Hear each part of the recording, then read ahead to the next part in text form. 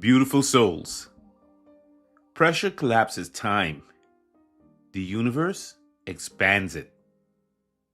And that difference matters more than we think. Sweet spotters, you're listening to Slow Down Sunday here on the Sweet Spot. I'm Dr. Derek Sweet. I'm a board-certified psychiatrist, as you know.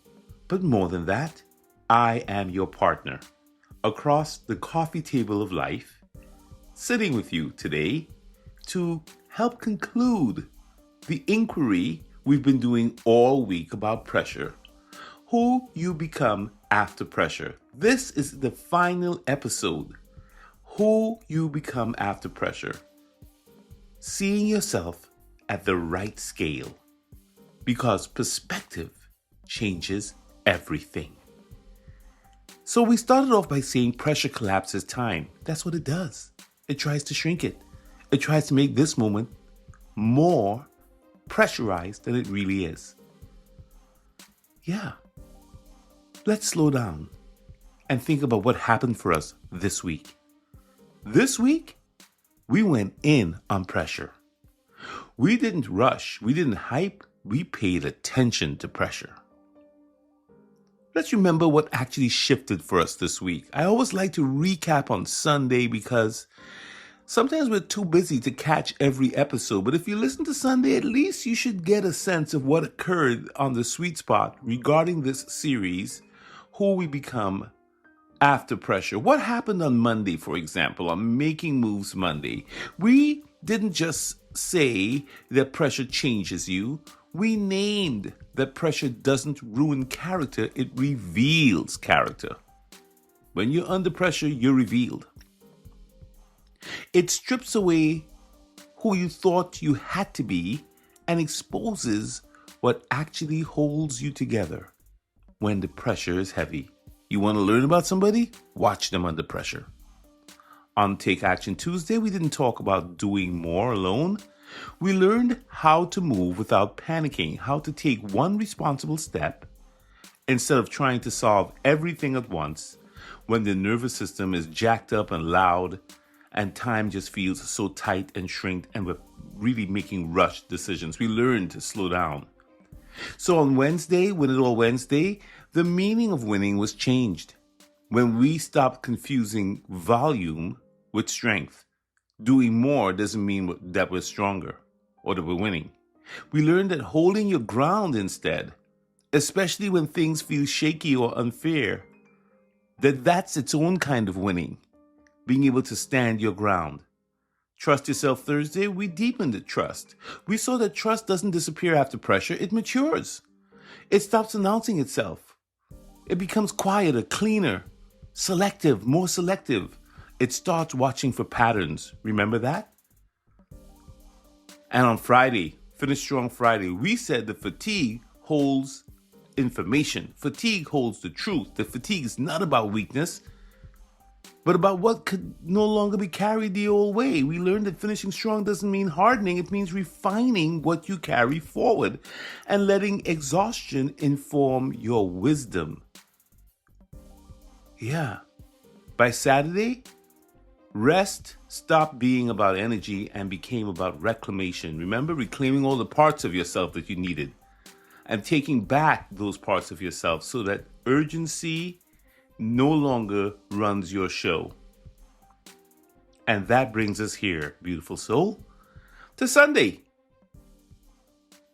Because what you haven't done yet is step far back enough to see yourself differently. And that's Sunday's job here on the Sweet Spot.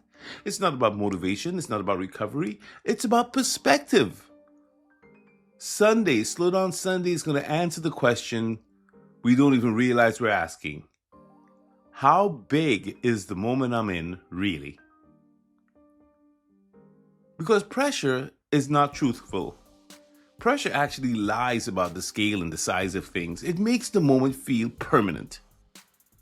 That's a lie. It makes the pain feel definitive. That's a lie. It makes loss or losing feel final. That's not true. And it makes any mistake you make feel like it shapes your identity and who you are. And that's a lie. Pressure lies. Pressure says this is everything. But perspective has a completely different look at things. It says, no, this is something, but it's not everything. Always try to have perspective when you are facing pressure.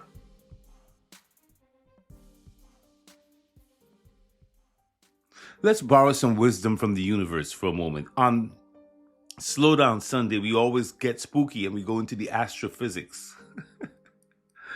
When astronomers look at the distant stars, they don't see them as we're seeing them, as they are now. We're seeing them as they were thousands, sometimes millions of years ago. Light takes a long time to travel, and by the time we're seeing it, the thing has already exploded and traveled. Which means the universe is constantly reminding us of something very profound. What you see is never the whole story. Not in space, not in time, not even in your life. Some of the hardest moments you've lived through are already further behind you than they feel. A big part of living is putting the past in the past, where it belongs. Things might feel closer than they seem. You just don't have enough distance yet to see it for what it really is, for how far away it really is. Yeah, because when you're under pressure, it's narrowing your perspective. It's collapsing time. It's pulling your attention inward. It's magnifying your threats. It's slowing down your ability to really get a broader perspective. So when you grab a deeper perspective, you begin to rescale. When you take the deep breath, the brain can exit survival mode. And your prefrontal cortex, the brain's CEO, can come back online. You can regain access to memories and meanings and orientations that you don't have when you're under stress, pressure, and anxiety. You don't calm down because you're constantly replaying the same thing over and over again. Part of it is to take a breath. Part of it is to let go, so that you can see more clearly.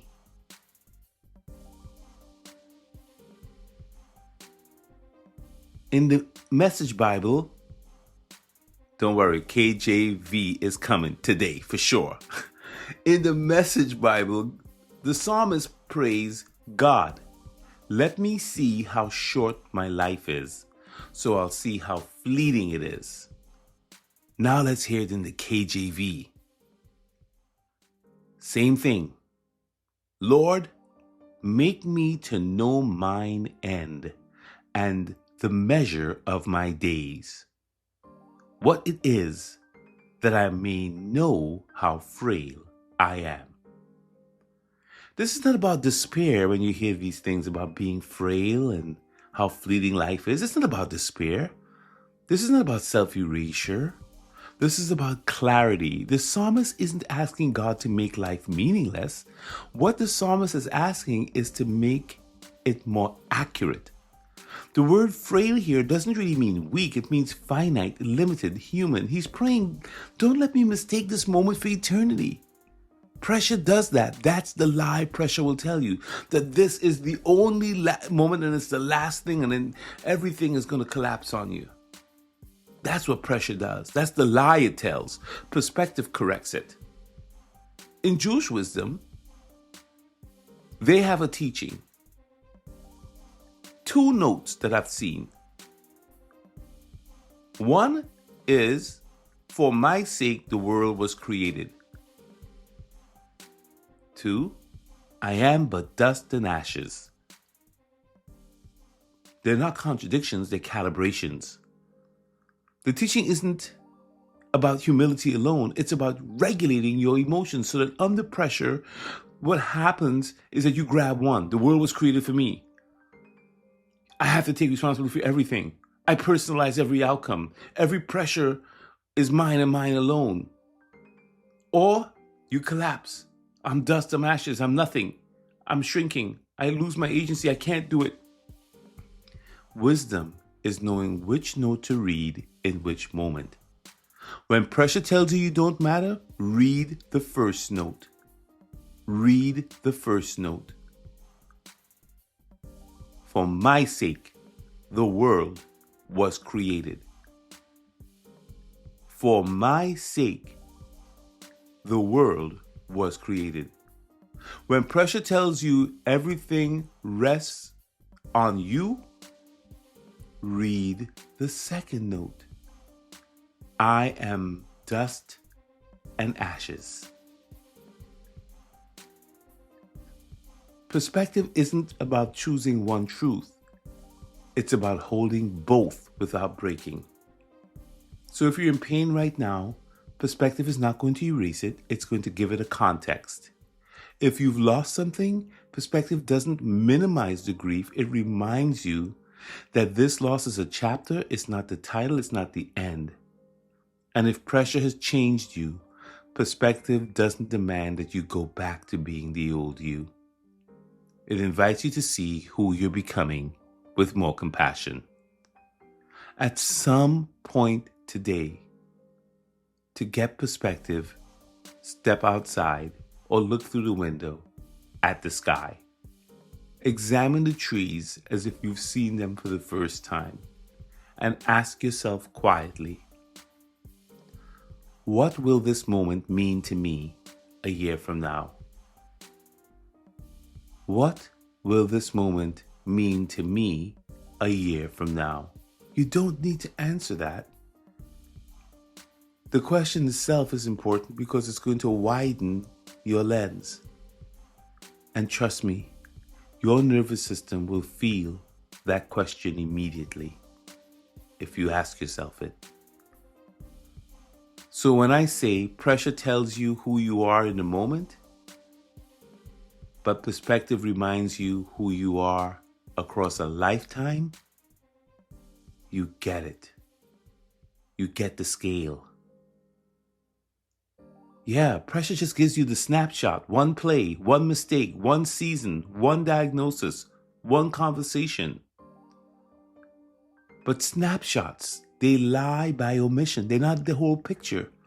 Perspective gives you the long arc. It says this moment matters, but it does not get to name me and identify me.